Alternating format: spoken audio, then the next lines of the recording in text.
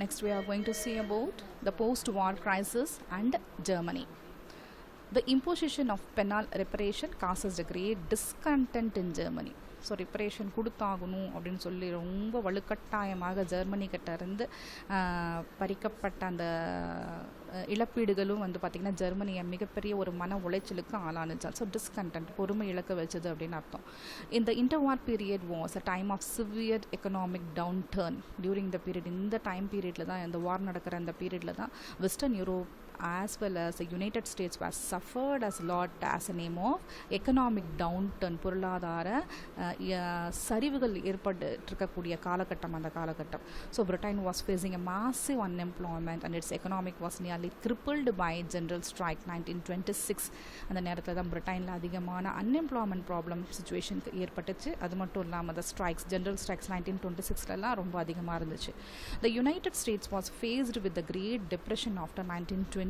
அப்புறமா we known about that already. That previous chapter you have known about 1929 வந்து a great depression அப்படின்னு சொல்லி பார்த்தோம் அந்த period. So this even though United States also faced the problem of 1929 Great Depression. The problem which many countries face in the post-World War I decades led to the rise of extreme right-wing dictatorship.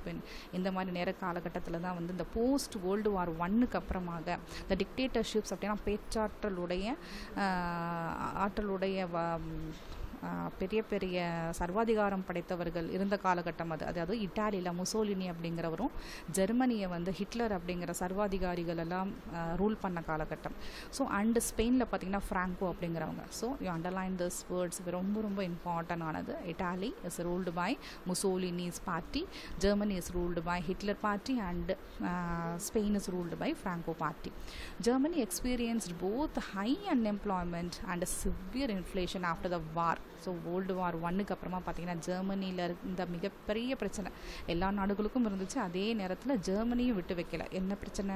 High unemployment and severe inflation. Unemployment என்ன? வேலை இல்லா திண்டாட்டங்கள் அப்படின்னு அர்த்தம். வேலை வாய்ப்புகள் இல்லை.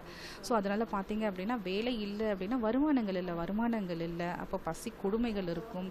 அப்போ அந்த பசிக்கு தேவையான போது வாங்கணும்னு நினைக்கும் போது பொருட்களுடைய விலை அதிகமாக இருக்கும். Inflation means here rise in price level அப்படின்னு அர்த்தம்.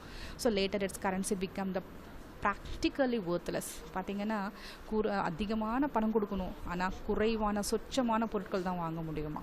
ஓகேவா?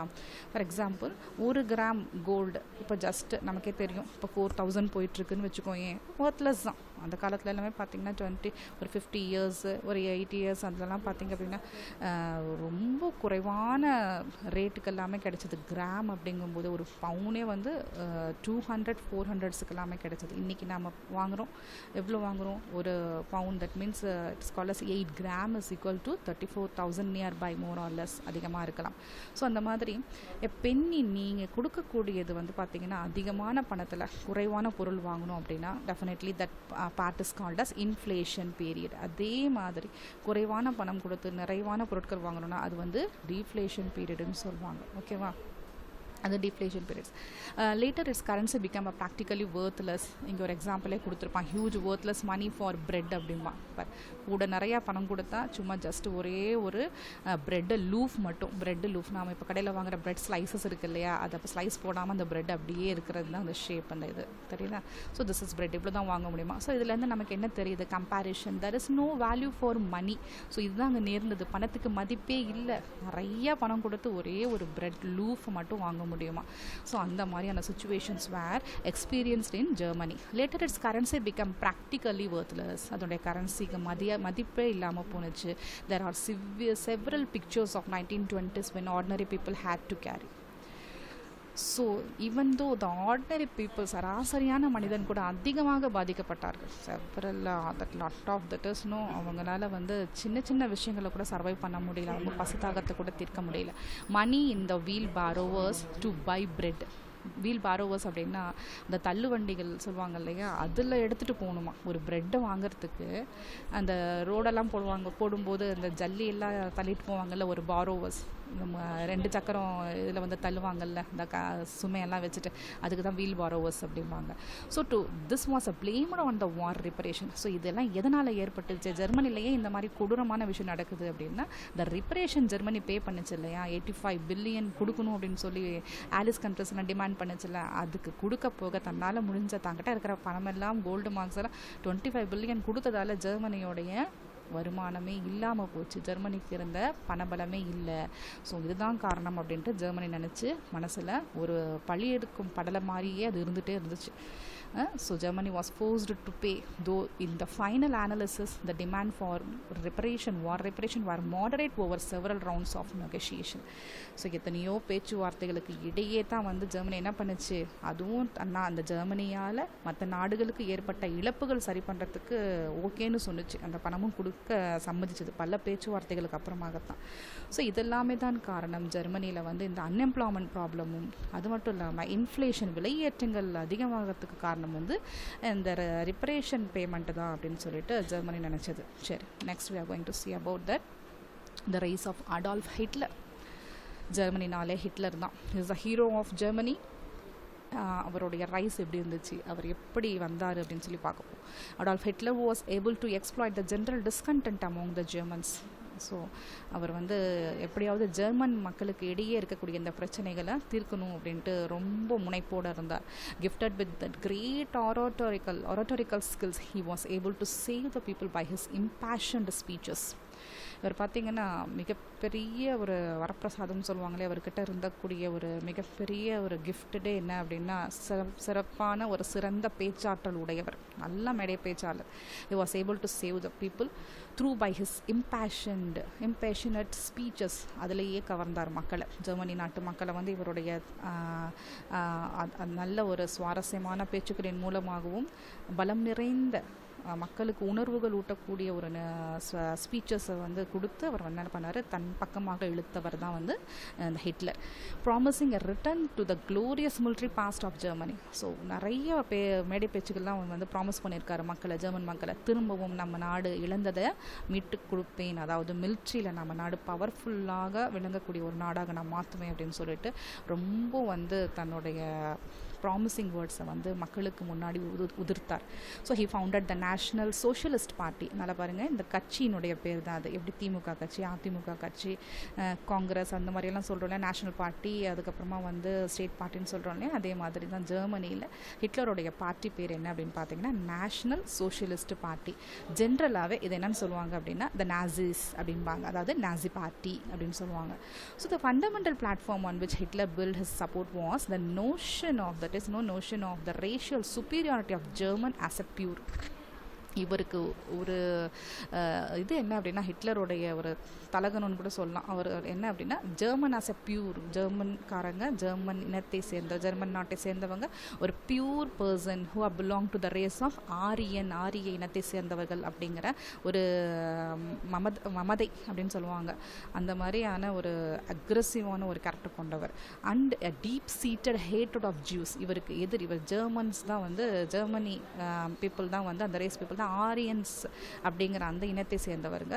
இவருக்கு மிகவும் பிடிக்காத ஒரு இனம் எந்த இன மக்கள் அப்படின்னு பார்த்தீங்கன்னா ஜூஸை அறவே அப்படியே ஹேட் பண்ணுவார், பயங்கரமாக அப்படியே வந்து ஒதுக்குவார். நம்ம ஏற்கனவே பார்த்துருக்கோம், இந்த previous chapter itself you have known about the Judaism பார்த்துருக்கோம் இல்லையா, அதில் நிறைய கொடுமைப்படுத்துவார்ல, இந்த கேஸ் சாம்பர்ஸ்லாம் போட்டு நிறைய விஷ வாயுக்களின் மூலமாக தாக்குதல் நடத்தி ஒரு கூட்டமான மக்கள் ஆடு மாடுகளை கொல்ற மாதிரி கொள்வாருன்னு பார்த்துருக்கோம் இல்லையா ப்ரீவியஸ் அந்த லெசனோட. நாம் கூட அதில் பார்த்தோம்ல இந்த ப்ரீவியஸ் சாப்டரில் you are going to known about very clearly in that next சாப்டர்னு சொல்லி பார்த்தோம்ல, அதே தான் அது. அந்த ஜுடிசம் பீப்புளை தான் வந்து ஜூஸ் அப்படின்னு சொல்லுவாங்க. So Hitler came to power in 1933. Hitler பவருக்கு வராரு, ஆட்சிக்கு வராரு. ஹிஸ் ரூல்டு டில் 1933 1945 வரைக்கும் ஹிட்லர் ரூல் பண்ணுறாரு. in direct contravention of that clauses of treaty Versailles. இவருக்கு உள்ளுக்குள்ளார ஒரு அடங்காத தீயாக இருக்கிறதே பார்த்தீங்கன்னா அந்த ட்ரிட்டி ஆஃப் வெர்சலிஸ் தான். ஜெர்மனி நாடு ஆலிஸ் கண்ட்ரிஸுக்கு வெர்சலிஸ் அப்படிங்கிற இடத்த வந்து தாரை வார்த்ததே வந்து அது ஒரு பழியெடுக்கும் படலமாகவே மனசில் இருந்துச்சு. ஸோ இது ஒன்று. Hitler began to rearm Germany. திரும்பவும் தன்னுடைய என்னென்னலாம் ஃபோர்ஸஸ் எல்லாம் கண்ட்ரோல் பண்ணி ரெஸ்ட்ரிக்ட் பண்ணி உலக மற்ற நாடுகள் வச்சதோ அதெல்லாம் திரும்பவும் கொண்டு வரணும் அப்படிங்கிற ஒரு மிகப்பெரிய ஒரு ஆர்வத்தோடையே இருந்தார். அடுத்தது Italy's break with Britain and France in the wake of Mussolini's invasion. Italy during the period மிகப்பெரிய எதிர்ப்பு காமிச்சது இட்டாலி. யாரோட? பிரிட்டனோடையும் ஃப்ரான்ஸோடையும். ஏன்னா இட்டாலியில் அந்த டைமில் ரூல் பண்ணிட்டு இருந்தது யார் அப்படின்னா முசோலினி வந்துட்டார் இட்டாலியை ரூல் பண்ண. So during that period Mussolini's invasion of Ethiopia result in the better relationship between Italy and Germany. முசோலினியால் எத்தியோப்பியா அப்படிங்கிற இடத்த கைப்பற்றப்பட்ட உடனே முசோலினி மேலே ஜெர்மனியில் இருக்கக்கூடிய ஹிட்லருக்கு ஒரு நல்ல மதிப்பு ஏற்பட்டுச்சு. ஸோ இட்டாலியும் ஜெர்மனியும் இங்கே ஒருங்கிணைஞ்சிருச்சு. நல்ல ஒரு குட் ரிலேஷன்ஷிப்பாக, நைபர்ஹுட் கண்ட்ரியாக. In 1936 before Germany invaded the Rhineland which was suppose to be a demilitarised zone. 1936 Germany வந்து ரஹின்லேண்டை வந்து ஆக்குப்பை பண்ணுது. So which was suppose to be, அது கண்டிப்பாக வந்து டீமிலிட்டரைஸ்டு ஜோனாகவே அது வச்சுருக்காங்க. மிலிட்டரைசேஷனே இல்லை அந்த ஜோன், அந்த ஏரியாவே வந்து பார்த்திங்கன்னா என்ன சொல்லுவாங்க, இராணுவ அதிகாரத்தில் இல்லாத ஒரு ஏரியாவாக இருந்துச்சு. So Rome Berlin axis had come into being. அவங்களும் இந்த கூட்டு நாடாக இவங்களோட சேர்ந்துட்டாங்க. So later with Japan joining this alliances, அதுக்கப்புறமாக ஜப்பான் என்ன பண்ணுச்சான், இதே அலையன்சஸோட alliances it become the Rome Berlin Tokyo ஆக்சஸாக மாறிடுச்சு. இந்த மும்முனை நாடுகளாக ரோம் பெர்லினோட சேர்ந்து ஜப்பான் வந்து டோக்கியோ தலைநகரமான ஜப்பானுடைய தலைநகரம். ஸோ அதனால் வந்து என்ன ஆயிடுச்சுன்னா, so they have joined as a 3 countries. In 1938 Hitler invaded. அதே நேரத்தில் 1938 ஹிட்லர் என்ன பண்ணுறாரு, he invaded Austria and Czechoslovakia அப்படிங்கிற அந்த இடத்த இன்வேட் பண்ணுறாரு, கைப்பற்றாரு. Okay, next we are going to see about allies and non-intervention. allies countries எது? அது நான் இன்டர்வென்ஷன், அதில் வந்து கவனம் செலுத்தாத விஷயங்கள் எது அப்படின்னு சொல்லி பார்க்க போகிறோம். நெக்ஸ்ட் வந்து பார்த்தீங்க அப்படின்னா, நெக்ஸ்ட் வந்து there were also act of aggression by Italy and Japan. இந்த 2 நாடுகளுக்கும் இடையே மிகப்பெரிய ஒரு அக்ரெசிவ்னா எதிர்ப்புகள் தெரிவிக்கிறது. Italy invaded Ethiopia 1935. ஒரு சைடில் இட்டாலி வந்து எத்தியோப்பியாவை கைப்பற்றுது. அல்பேனியாவை 1939 கைப்பற்றிடுச்சு. Emperor Haile Selassie of Ethiopia appealed to அது சொல்கிறாரு, கைப்பற்றின உடனே இட்டாலியோடைய தாக்குதலால் நாங்கள் வந்து இந்த மாதிரி சீர்குலைஞ்சிட்டோம் அப்படின்னு சொல்லிட்டு என்ன பண்ணுறாரு, எத்தியோப்பியாவுடைய ஹெட் வந்து தட் இஸ் எம்பரர் வந்து என்ன பண்ணுறாரு, லீக் ஆஃப் நேஷனில் கம்ப்ளைண்ட் பண்ணுறாரு. But got no any help. ஆனால் வந்து லீக் ஆஃப் நேஷன் எந்த ஹெல்ப்பும் பண்ணலை. ஸோ இந்த east Japan was pursuing its policy of military expansion. அதே நேரத்தில் ஈஸ்ட் ஆஃப் த வேர்ல்டில் பார்த்தீங்கன்னா ஈஸ்ட் சைடில் ஜப்பான் தன்னுடைய மிலிட்ரி பவரை இன்னும் அதிகமாக பலமானதாக ஒரு வல்லமை வாய்ந்த ஒரு மிலிட்ரி பவராக மாற்ற ஆரம்பிச்சுட்டு எக்ஸ்பான்ஷன் பண்ணுது. எக்ஸ்பேண்ட்னா அதிகரிக்குது. ஸோ இன் 1931 ஜப்பானில் திரும்பவும் தன்னை வந்து ஒரு வல்லரசு நாடு, நானும் வந்து மற்ற வல்லரசு நாடுகளுக்கு இணையானவன் தான் அப்படின்னு நிரூபிக்கிறதுக்காக ஜப்பான் என்ன பண்ணுது அப்படின்னா 1931 மான்சூரியா அப்படிங்கிற இடத்த கைப்பற்றுது. இன் 1937 it invaded China and seized pinching. அடுத்தது ஜப்பானுடைய குறி எங்கே போச்சு அப்படின்னா சைனாவை இன்வேட் பண்ணுது. அங்கே இருக்கக்கூடிய பிஜிங் அப்படிங்கிற இடத்த சீஸ் பண்ணிடுச்சு, அதனுடைய கண்ட்ரோலுக்கு கொண்டு வந்துடுச்சு. ஸோ இதெல்லாமே நடக்குது பாருங்கள். So in spite of all this manifestations of military activity by Germany, Italy and Japan, இதெல்லாம் வந்து உலக நாடுகளில் முக்கியமாக இந்த இராணுவ சர்வாதிகாரம் உள்ள நாடுகள் ஜெர்மனி, இட்டாலி, ஜப்பான் எல்லாம் வந்து மும்முரமாக தன்னுடைய வேலைகளை பண்ணிகிட்டே இருக்குது. Britain and France continue to be interventionist. இதில் வந்து தெரிஞ்சும் அறிந்தும் அறியாமல் இருக்கிற மாதிரி இந்த பிரிட்டனும் ஃப்ரான்ஸும் அமைதியாக இருக்குது, எதுவுமே எதிர்ப்புகள் தெரிவிக்கல.